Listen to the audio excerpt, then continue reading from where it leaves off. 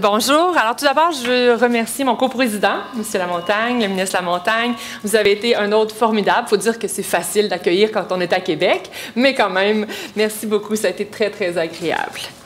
And I want to thank my J'aimerais aussi remercier mes collègues provinciaux territoriaux d'être venus ici dans ma province. Il s'agit d'une réunion très importante pour l'agriculture canadienne et ceci nous donne l'occasion de travailler ensemble afin de faire avancer les problèmes clés, les enjeux clés.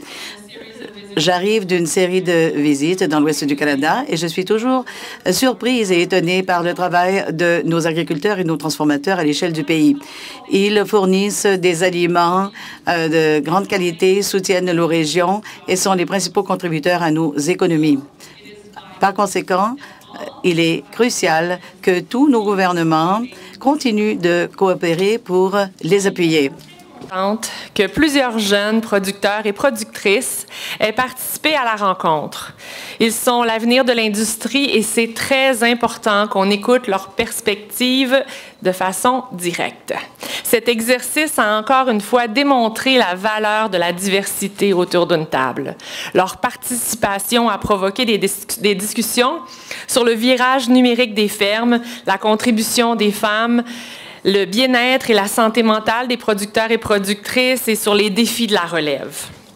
Avant de prendre vos questions, je vais mentionner quelques observations sur les progrès que nos initiatives ont amenés dans la dernière année.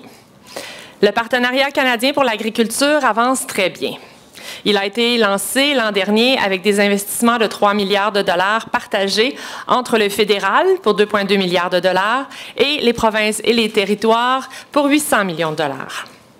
Already in the first year, déjà au cours de la première année, plusieurs projets intéressants ont été réalisés, y compris initiatives de collaboration régionale dans les provinces. Tout un éventail de programmes de risques d'entreprise sont fournis aux agriculteurs qui font face à des grandes pertes, volatilité des marchés et intempéries.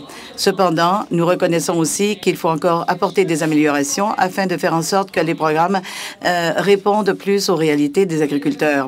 Il est important pour les gouvernements d'appuyer notre industrie agricole, de trouver le bon équilibre entre le partage des risques et l'augmentation de la compétitivité.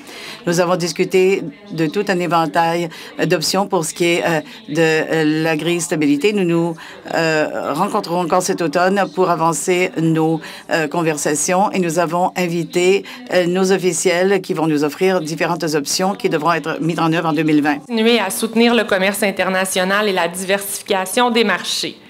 Particulièrement, nous continuerons à travailler pour résoudre les problèmes d'accès aux marchés, dont les marchés chinois pour le canola et la viande. Nos producteurs et productrices dépendent du commerce. Ils exportent environ la moitié de leur production chaque année. Déjà, nos accords de libre-échange avec l'Union européenne, la région Trans-Pacifique leur ouvrent de nouveaux marchés, c'est très prometteur.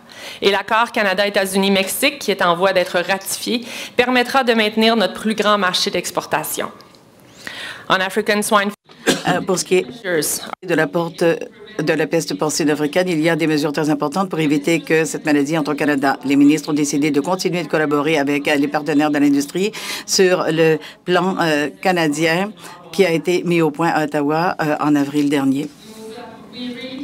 Nous avons réitéré notre appui pour les industries qui dépendent de la gestion de l'offre. Et comme j'ai déjà dit, lors de la réunion que j'ai eue avec les producteurs laitiers la semaine dernière à Saskatoon, nous avons décidé en fait de commencer à distribuer les compensations d'ici la fin du mandat. Plus tôt cette semaine, lors de la conférence ou de l'Assemblée générale des producteurs de lait du Canada à Saskatoon, nous sommes, et je réitère notre engagement à annoncer tous les détails des compensations aux producteurs sous gestion de l'offre et aussi à mettre en route ces programmes de compensation avant la fin de notre mandat. Addressing labor shortage. Pour ce qui est des pénuries de la main-d'œuvre, c'est une autre de nos priorités pour faire en sorte que l'industrie agroalimentaire et agricole continue de prendre de l'expansion. Nous avons examiné des moyens pour rendre le système de réglementation canadien soit plus souple, de sorte que les entreprises agricoles à travers le pays puissent saisir d'autres occasions pour innover et croître. D'échanger avec mes collègues sur d'autres enjeux majeurs comme la pénurie de main-d'œuvre et aussi tout le système et la réglementation. Alors, merci à mes collègues encore une fois et au plaisir de répondre à vos questions après l'intervention du ministre Lamontagne. Merci beaucoup, Mme Bibeau. Ça a été un plaisir de partager cette coprésidence avec vous cette semaine à Québec. Ça a été un privilège, un honneur de recevoir mes collègues des provinces et des territoires canadiens à Québec. Puis, mercredi, on a pris le temps d'aller chez des producteurs, d'aller chez de nos gens ici à l'île d'Orléans, à Québec, d'aller les visiter pour que de visu et de vive voix, mes collègues puissent échanger puis réaliser à quel point ce qu'on fait au Québec, on a des entrepreneurs dans le secteur bioalimentaire qui sont complètement innovants et complètement créatifs et prêts toujours à remplir et répondre aux besoins des consommateurs de la meilleure façon. Cette semaine, honnêtement, ça a été marquant, l'engagement de mes collègues, tout le monde au niveau de la contribution, des échanges, la qualité des échanges, le ton. On n'était pas toujours d'accord, on vit des réalités différentes dépendamment où on vit sur le territoire canadien, mais j'ai vraiment été témoin d'une volonté de tous ces gens-là, de tous mes collègues, de saisir l'opportunité qu'on avait pour vraiment chercher à répondre aux impératifs du secteur bioalimentaire. Puis, pendant qu'on était là tous ensemble, à vraiment faire avancer les différents dossiers qui nous préoccupent, mais aussi en même temps à nous sensibiliser l'un à l'autre à la réalité que chacun on vit sur notre territoire. Puis, quand même, j'ai été aussi pas surpris, mais on a un grand territoire, le Canada. Là, on a des industries qui sont un peu différentes, dépendamment où on est sur le territoire, mais il y a un certain nombre d'enjeux, naturellement, que l'on partage. Alors, on a tous intérêt à chercher ensemble à trouver des solutions pour ces enjeux-là. Écoutez, on a parlé de différents sujets. On a parlé justement de la question de la gestion de risque pour les entreprises. On a parlé de santé mentale pour nos travailleurs. On a parlé de la relève. D'ailleurs, ce matin, on a eu une présentation extraordinaire de 4 jeunes entrepreneurs de la relève là, qui nous ont présenté leur projet. On a parlé naturellement de tout ce qui est accès au marché, commerce international. Et oui, on a parlé de la gestion de l'offre. Et puis, je suis toujours content d'entendre Madame la ministre, que ça fait quelques fois qu'elle me dit qu'incessamment, son engagement, elle n'a pas perdu de vue d'annoncer bientôt le détail des compensations. Alors, on vous entend bien, Madame la ministre. Puis on a tellement hâte pour nos producteurs laitiers. Alors, on vous entend bien. Un autre sujet aussi qui a été abordé, qui est très, très d'actualité, naturellement, c'est les problématiques d'accès au marché pour les gens, que ce soit dans l'Ouest, au point de vue des céréales et puis du bœuf. Puis aussi au Québec, il y a une portion de céréales, mais beaucoup pour l'industrie du porc. Alors, on s'entend qu'il y a une partie de ces difficultés-là qui sont causées, qui ne sont pas de nature de l'exécution des gens ici. Parce que, exemple, nos producteurs de porc, on produit le meilleur porc au monde selon les meilleures normes. Alors, c'est des difficultés qui sont outres, qui sont vraiment commerciales. Et puis, ce qui a été convenu vraiment, c'est qu'un, c'est une situation qui est urgente. Ça, tout le monde s'est entendu là-dessus.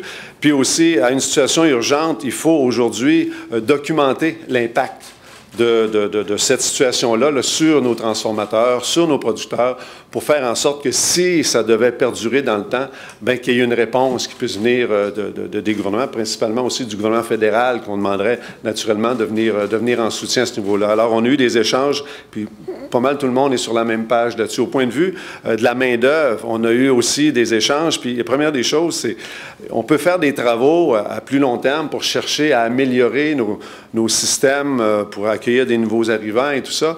Mais il reste qu'à très court terme, il y a des besoins immenses, principalement au niveau des transformateurs. Et puis, on a soumis, de concert avec mon collègue de l'Ontario, plus tôt, il y a quelques mois, des propositions au gouvernement fédéral qu'on a partagées avec les collègues. Et puis, on a fait des demandes très simples sur 3 allègements administratifs qu'on demande au gouvernement fédéral et puis qu'on demande à Mme Bibeau de se joindre à nous pour demander à ses partenaires fédéraux pour faire en sorte qu'avec des changements qui pourraient être réalisés là, à très, très court terme, des changements administratifs, faire en sorte qu'on pourrait enlever beaucoup de pression sur les besoins en main-d'œuvre de nos entreprises au Québec, mais partout à l'intérieur du Canada. Alors, écoutez, ça a été des échanges fructueux, des échanges très positifs, et puis Je remercie encore mes collègues de leur collaboration et puis je sors de cette rencontre-là, avec une connaissance de mes collègues et de leurs enjeux, mais en même temps, je suis convaincu que chacun qui est ici est investi à faire en sorte que non seulement pour son territoire, qu'il y ait une prospérité au niveau de l'agriculture, puis venir supporter les gens de leur secteur bioalimentaire, mais tous ensemble, on a un intérêt à faire en sorte que tout le pays, le Canada au complet, que l'industrie soit prospère. Alors ça, pour moi, ça a été une belle réalisation cette semaine. Alors, encore une fois, merci Mme Bibeau, merci à mes collègues.